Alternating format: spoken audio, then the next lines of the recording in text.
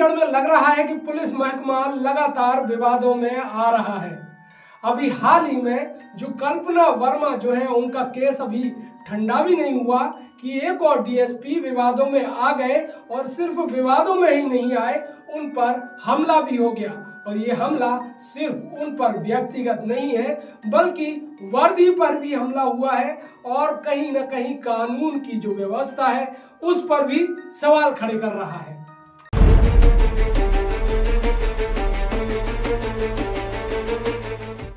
नमस्कार, मेरा नाम सत्येंद्र सिंह राजपूत है और आज हम इसी के बारे में आपको बता रहे हैं कि ये पूरी घटना है क्या।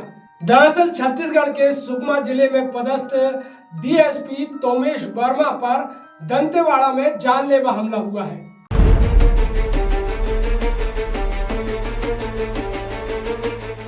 ये वारदात 19 दिसंबर की है जब डीएसपी कोर्ट के काम से सुकमा से दंतेवाड़ा पहुंचे थे। बीच शहर में एक महिला और उनके एक पुरुष दोस्त ने उन पर चाकू से हमला कर दिया।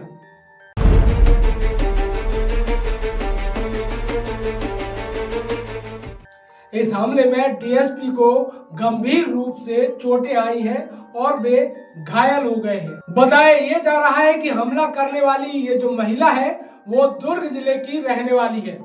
बताया तो ये भी जा रहा है कि ये वही महिला है जिसने करीब 1 साल पहले डीएसपी जो तोमेश वर्मा है उनके खिलाफ दुष्कर्म के आरोप लगाए थे। महिला पहले से शादीशुदा है और उसने दुर्ग के मोहन नगर थाने में डीएसपी के खिलाफ एफआईआर दर्ज कराई थी। अब उसी महिला ने अपने दोस्त के साथ मिलकर डीएसपी पर जानलेवा हमला भी कर दिया।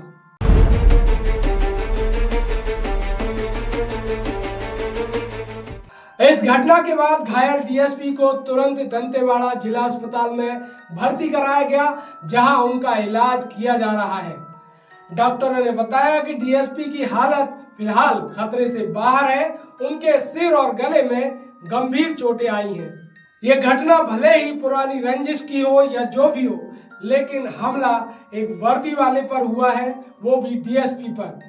लिहाजा कानून व्यवस्था पर सवाल उठाते हुए पूर्व मुख्यमंत्री भूपेश बघेल ने सोशल मीडिया पर अपनी प्रतिक्रिया दी है।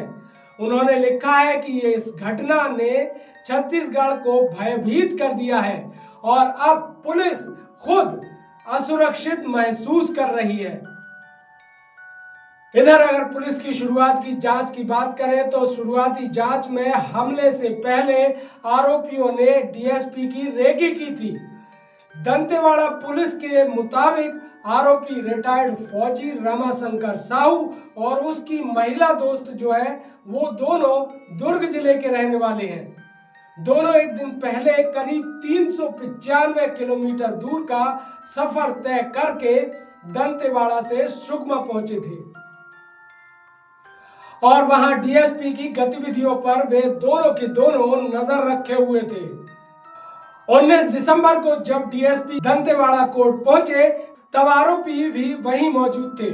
डीएसपी शहर के बीच एक बाइक शोरूम के पास जैसे ही रुके उसी दौरान महिला उनके पास पहुंची और बातचीत करने की कोशिश करने लगी। बातचीत के दौरान मौका पाकर जो महिला का दोस्त था रमाशंकर साहू, उसने पीछे से चाकू से डीएसपी के गले पर वार कर दिया।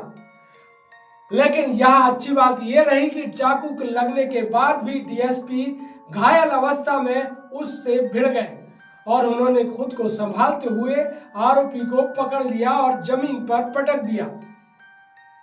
जब वहां पर शोर होने लगा तो शोर सुनकर आसपास के लोग वहां पर पहुंच गए। लोगों ने आरोपी को पकड़ा और पकड़कर उससे चाकू छीन लिया। इसके बाद जो आरोपी था उसे लोगों ने पकड़कर डिवाइडर में लगे लोहे की पोल से उसको बांध दिया।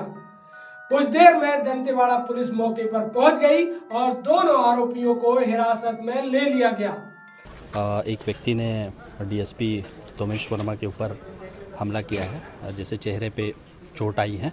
अभी कारण का तो पता नहीं चला है। आरोपी को अभी हिरासत में रखे हैं, पूछताछ कर रहे हैं और जो भी तथ्य आएगा उसके अनुसार कार्रवाई की जाएगी। अब सवाल आपसे है कि क्या निजी जो मामले हैं पुलिस की वर्दी पर अब वो हावी हो रहे हैं? अभी हाल ही में हमने कल्पना वर्मा जो डीएसपी है उनका केस भी देखा कि किस तरीके से ये पूरा केस हाईलाइट हो गया और कहीं ना कहीं पुलिस की कार्यप्रणाली और उसकी वर्दी की साख पर भी सवालिया निशान खड़े हो गए। और अब जो डीएसपी तोमेश वर्मा का ये मामला सामने आया है, भले ही ये पुरानी रंजिश का मामला हो, लेकिन कहीं ना कहीं इसमें वर्दी पर भी सवाल उठ रहे हैं। इस मामले में आपका क्या कहना है? आप भी कमेंट करके बताइएगा कि क्या वर्दी वाले भी अपने निजी हितों के लिए, निजी स्वार्थ के लिए वर्दी का इस्तेमाल करते हैं और इसी वजह से जो बड़े बड़े अधिकारी हैं उन पर भी अटैक हो रहे हैं। कमेंट बॉक्स खुला है, उस पर राय रखिएगा, टिप्पणी दीजिएगा। इसके साथ ही आपने अगर हमारे चैनल को सब्सक्राइब नहीं किया है तो फौरन कर लीजिए। नमस्कार।